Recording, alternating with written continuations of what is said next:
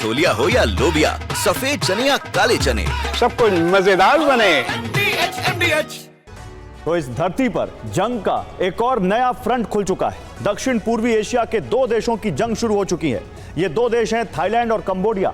Thailand और Cambodia के बीच पुराना सीमा विवाद है, लेकिन इस विवाद के जंग में बदलने का समय बहुत महत्वपूर्ण है। इस जंग का प्रायोजक है चीन। चीन को एशिया में अपना प्रभाव बढ़ाना है और इसके लिए वो थाईलैंड का इस्तेमाल कर रहा है। 24 जुलाई की सुबह शुरू हुई जंग में अब तक 10 से ज्यादा आम लोग मारे जा चुके हैं। दोनों देश एक दूसरे पर MLRS हमले कर रहे हैं। थाईलैंड लड़ाकू विमानों से भी हमले कर रहा है। देखिए इस जंग के शुरू होने के पीछे क्या कारण है और चीन इससे क्या हासिल करना चाहता है। 24 जुलाई की सुबह एशिया में नई जंग शुरू हो गई।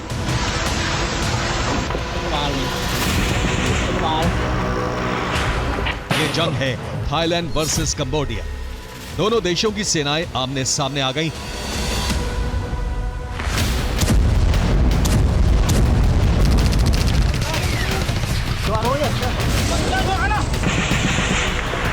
सीमा पर दोनों देशों के सैनिकों ने गोलीबारी शुरू कर दी।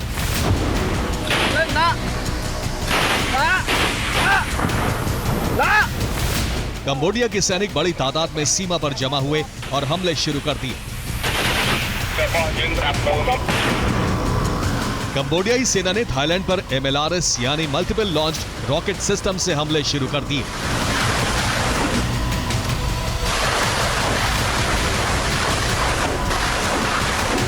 थाईलैंड के कई शहरों में तबाही का दौर शुरू हो गया। थाईलैंड के 3 प्रांतों पर कंबोडिया का बारूद बरसने लगा। सीमा के करीब स्कूलों में बच्चों को बंकर में भेजा जाने लगा। थाईलैंड कंबोडिया की सीमा पर बसे गांवों में अफरा तफरी और भगदड़ मच गई। थाईलैंड की वायु सेना ने कंबोडिया पर हमले शुरू कर दिए। F-16 से फायर किया गया एक बम कंबोडिया के गैस स्टेशन पर गिरा। दोनों देशों के बीच सीमा विवाद पुराना है। इससे पहले मई के महीने में भी दोनों देशों की सेनाओं की झड़प हुई थी, लेकिन तब मामला इतना ज्यादा विध्वंसक नहीं हुआ था।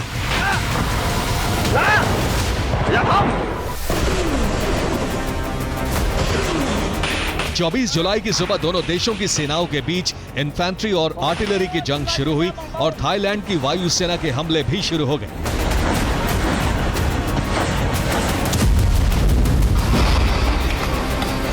थाईलैंड के सुरीन प्रांत और कंबोडिया के ओडर मेंची प्रांत की सीमा पर विवाद शुरू हुआ। सुबह करीब 7:30 बजे थाईलैंड की टुकड़ी ने ताम ओएन थोम मंदिर के आसपास कंबोडिया का एक ड्रोन देखा। इसी दौरान सीमा पर 6 कंबोडियाई सैनिक थाईलैंड की सीमा में घुसने की कोशिश करते देखे गए। सुबह करीब 8:20 पर कंबोडियाई सेना की ओर से थाईलैंड के एक मिलिट्री पोस्ट पर अचानक गोलीबारी शुरू कर दी गई। ये पोस्ट ताम ओएन थोम मंदिर से कुछ ही दूरी पर है। करीब 9:40 पर कंबोडिया की ओर से BM-21 रॉकेट लॉन्चर से थाईलैंड के अंदरूनी इलाकों को निशाना बनाया गया। इन रॉकेटों में से कई थाईलैंड के सिसाकेत प्रांत के एक मंदिर के पास और कुछ रिहायशी इलाकों में गिरे, जिससे भारी नुकसान हुआ।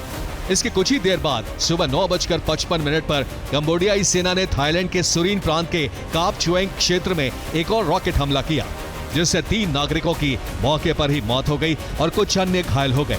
सुबह 10:48 पर थाईलैंड ने 6 F-16 विमान जंग में उतार दिए।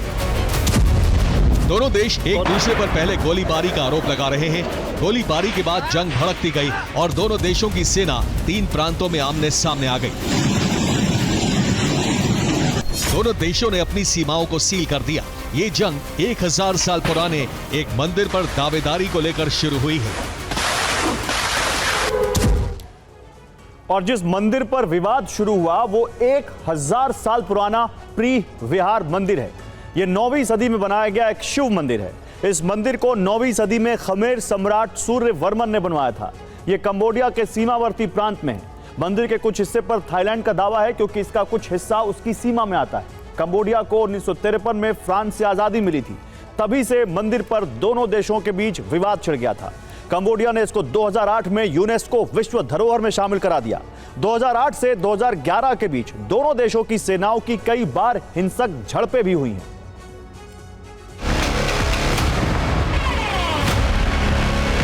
यह मंदिर कंबोडिया की आमदनी का बड़ा जरिया है। इसे देखने लाखों पर्यटक हर साल कंबोडिया आते हैं। इसके साथ साथ अंकोर वाट जैसे विश्व धरोहरों को देखते हैं। दो देशों का विवाद अंतर्राष्ट्रीय मुद्दा होता है और विवाद ही सुपर पावर्स का बाजार बन जाता है। यही इस युद्ध में होने की आशंका बढ़ गई है, क्योंकि साउथ ईस्ट एशिया के इन देशों में अमेरिका और चीन अपना अपना प्रभाव बढ़ाने में जुटे हैं। थाईलैंड को अमेरिका का सामरिक समर्थन है, उसके पास F-16 अमेरिकी लड़ाकू विमान है। कंबोडिया के साथ चीन खड़ा है, जो उसका सबसे बड़ा कारोबारी सहयोगी है और सबसे ज्यादा विदेशी निवेश करता है। थाईलैंड अमेरिकी हथियारों का बाजार है। चीन कंबोडिया को अपने हथियार बेचता है, लेकिन चीन के हित दोनों देशों से जुड़े हैं। चीन का OROB यानी one road one belt project दोनों देशों से होकर गुजरता है। चीन चाहता है कि थाईलैंड में अमेरिका का प्रभाव घटाया जाए। चीन ने दोनों देशों से शांति की अपील की है, लेकिन कंबोडिया को जंग के लिए हथियार भी वही दे रहा है। अब तक की रिपोर्ट्स ये इशारा कर रही हैं कि जंग कंबोडिया ने शुरू की है और बिना चीन की मदद के कंबोडिया जंग नहीं छेड़ सकता है। सामरिक स्तर पर दोनों देशों की तुलना करें तो कंबोडिया थाईलैंड से बहुत कमजोर है और यही संकेत है कि इतनी कमजोर हालत में भी उसने जंग छेड़ी है, तो इसके पीछे चीन हो सकता है।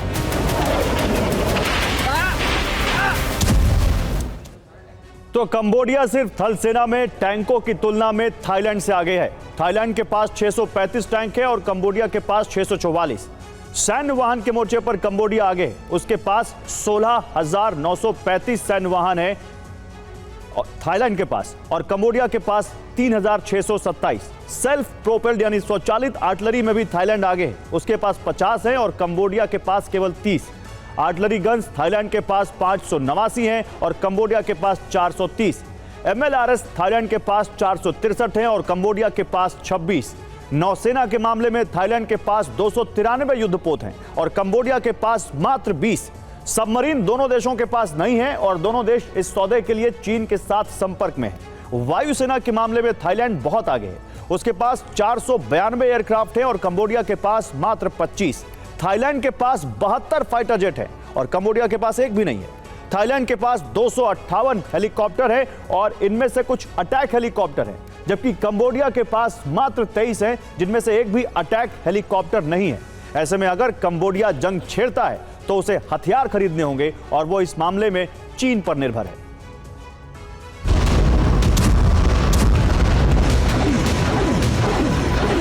जंग अगर शांत भी होती है तो आने वाले समय में दोनों देश एक दूसरे के लिए खतरा बने रहेंगे। ऐसी हालत में अपना डिफेंस बजट बढ़ाना होगा। डिफेंस बजट बढ़ाने का मतलब है कि थाईलैंड को या तो अमेरिकी हथियार खरीदने होंगे जो कि महंगे हैं, या फिर चीन से सस्ते हथियार खरीदने होंगे। दूसरी तरफ कंबोडिया को भी हथियार खरीदने होंगे, जिससे वो चीन का कर्जदार बनेगा। इससे दोनों देशों में चीन का वर्चस्व बढ़ना तय है। इसीलिए जिनपिंग युद्ध के प्रायोजक हैं, ताकि आपदा को अवसर में बदला जा सके।